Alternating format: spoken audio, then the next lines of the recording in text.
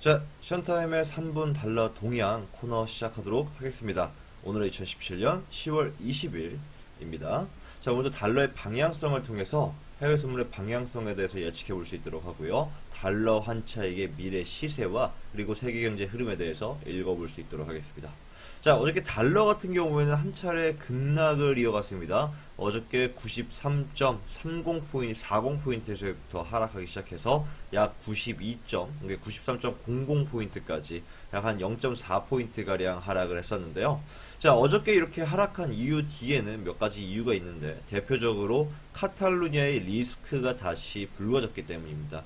자, 최근 여러분들 아시다시피 스페인에 있는 한 지역인 카탈루냐는 스페인의 분립선언을 했습니다. 그러면서 분립 투표가 진행됐었는데요. 자, 한 차례 연기가 되었지만 다시 이 카탈루냐 리스크가 불거지는 모습 속에서 달러가 이렇게 하락했다라고 보시면 될 것 같습니다. 자, 그리고 가장 큰 이유 중에 하나가, 자, 어저께 중국 증시가 폭락을 했습니다. 자, 중국뿐만 아니라 중국과 홍콩의 증시가 둘 다 하락하는 모습을 보였는데요. 자, 이렇게 어저께 중국 증시가 하락했던 이유 뒤에는 중국 성장에 대한 우려 심리 속에서 이렇게 하락했다라고 보시면은 될 것 같습니다. 자, 가장 큰 이유, 제가 작년에 한번 그 주말 시황 분석편에서 잡아드렸던 걸로 기억하는데요.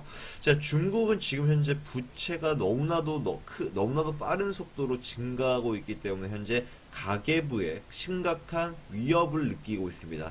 자, 중국 시장은 성장 중일 때는 그 GDP 성장률이 약 한 15%, 최고로 많이 나갔을 때 18% 이상 증가하는 경우도 보였었습니다. 하지만 중국 시장이 빠르게 성장함에 따라서 그 성장률은 점차 더뎌지게 됐죠. 자, 그래서 지금 현재 중국의 GDP 성장률은 8%를 약간 웃돌고 있습니다. 자, 중요한 게 경제가 밑바닥에서부터 시작할 때는 상당히 빠르게 증가가 돼요. 그 성장률이. 하지만 어느 정도 선에 올랐을 때는 그 성장률이 점차 늦어지는 게 당연한 순리죠. 당연한 거시경제적 순리입니다. 하지만 문제는 뭐냐면은 중국의 경제 성장률이 8%인 거에 비해서 부채 상승률은 매년 15% 혹은 15%와 20%를 사이에서 웃돌고 있다라는 거예요. 자, 제가 예전에 한번 그 그래프를 보여드렸던 적이 있었던 것 같은데요.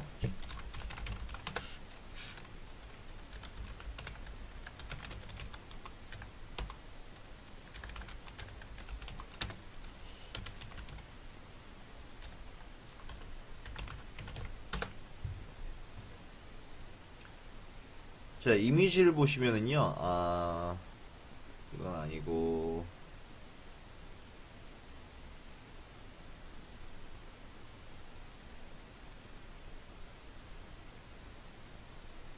예, 여기 있습니다.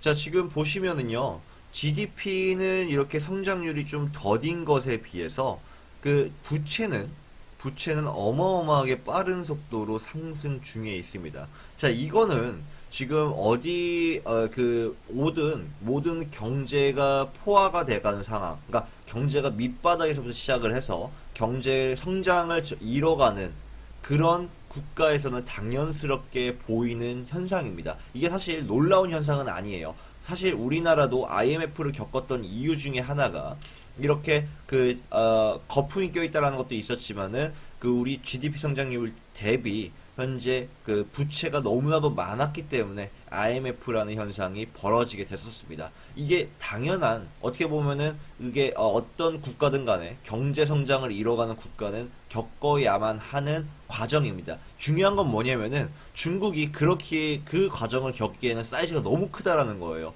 한국이 IMF를 겪었을 때 세계 시장에 별 영향이 있었나요? 별다른 영향이 없었습니다. 우리나라가 수출을 많이 담당하고 있는 수출 국가이긴 하지만 세계 경제적으로 봤을 때는 그 자체가 미비했기 때문에 별다른 세계 영향을 주지 못했는데 중국은 다른 얘기죠.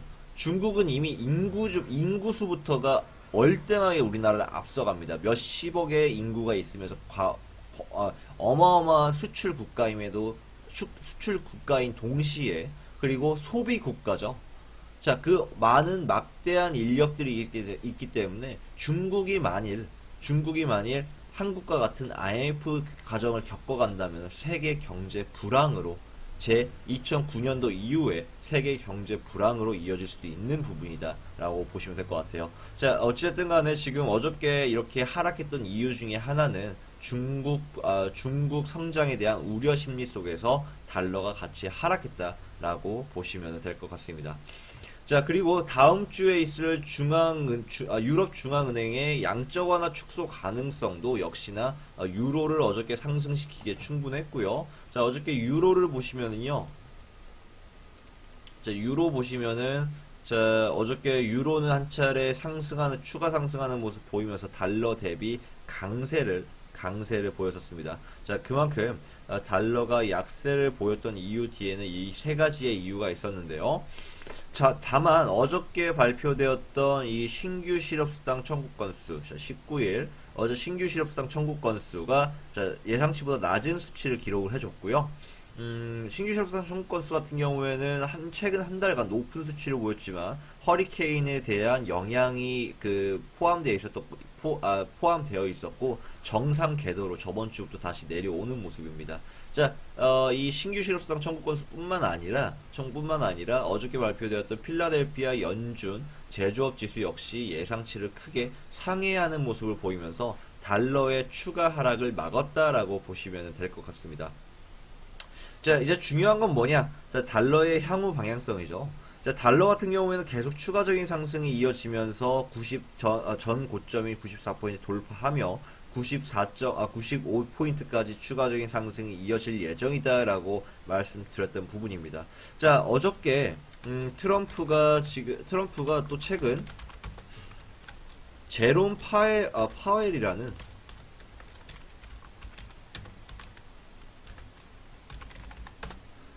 제롬 파웰이라는 인물을 지금 차기 연준 의장 후보로서 강력한 후보로서 생각하고 있다라는 보도가 나오면서 달러가 한 차례 하락한 모습인데요.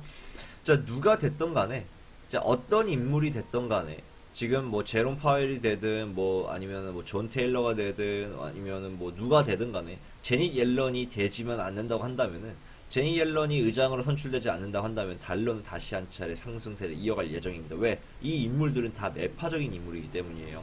자, 지금 FOMC 연준 내에서도 지금 상당히 매파적인 인물을 원하고 있습니다. 자, 지금 옐런이 너무나도 평화로운 금융 정책을 이어갔다라는 거에 주목하고 있죠.